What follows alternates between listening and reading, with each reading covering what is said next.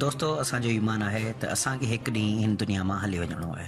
हर इंसान के मौत अचणी आहे, पर तारीख़ में अहिड़ा माण्हू गुज़रिया आहिनि जे हमेशा ज़िंदा रहण लाइ कोशिशूं कयूं आहिनि ऐं उन्हनि खे लॻंदो हो त हू हमेशा ज़िंदा रहंदा। ॼण अहिड़नि ई माण्हुनि जी ॻाल्हि कंदुसि जंहिं ज़िंदा रहण लाइ जाम कोशिशूं कयूं। एलिज़ाबेथ बैथरी ही हंगरी में 7 अगस्त 1560 में पैदा थी। ये हंगरी जे अमीर तरीन खानदान से ताल्लुक़ रखंदी हुई। एलिज़ाबेथ जवानी में ही अजीब हरकतों कंदी हुई। ही वधिक खौफनाक हरकतों तॾहिं करण लगी जॾहिं हू पोड़ी थियण लगी।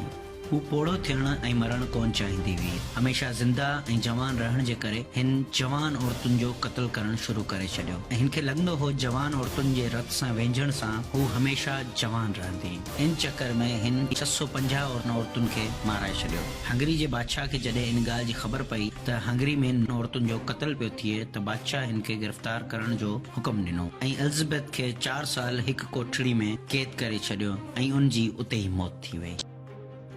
किन शी ओएंग वो बादशाह हो जंहिं चाइना जी 6 स्टेट ते कब्ज़ो करे उन्हनि खे गॾाए उनखे मॉडर्न चाइना जो नालो ॾिनो हो। हिन 8000 खां मथे पंहिंजी फौज जा पत्थर जा मुजस्मा ठहिराया। जंग जे दौरान दुश्मननि खे धोखो ॾियण लाइ ही जंग जे मैदान में उहे मुजस्मा रखाए छॾंदो हो। किन शी ओएंग ताक़तवर इंसान हो। हिन खे मौत जो डपु हर वक़्तु हूंदो हो। हिन ज़िंदा रहण लाइ जाम टोटका इस्तेमाल कया। आख़िरकार हिन खे कंहिं सलाह ॾिनी त उहो मरकरी पीए। मरकरी पीअण सां अवां हमेशा ज़िंदा रहंदा। किन शी ओएंग ॾींहुं राति मरकरी पींदो रहियो, पर वक़्त सां गॾु इहो मरकरी उनजे जिस्म में ज़हर बणिजी वियो ऐं हुनजी मौत थी वई।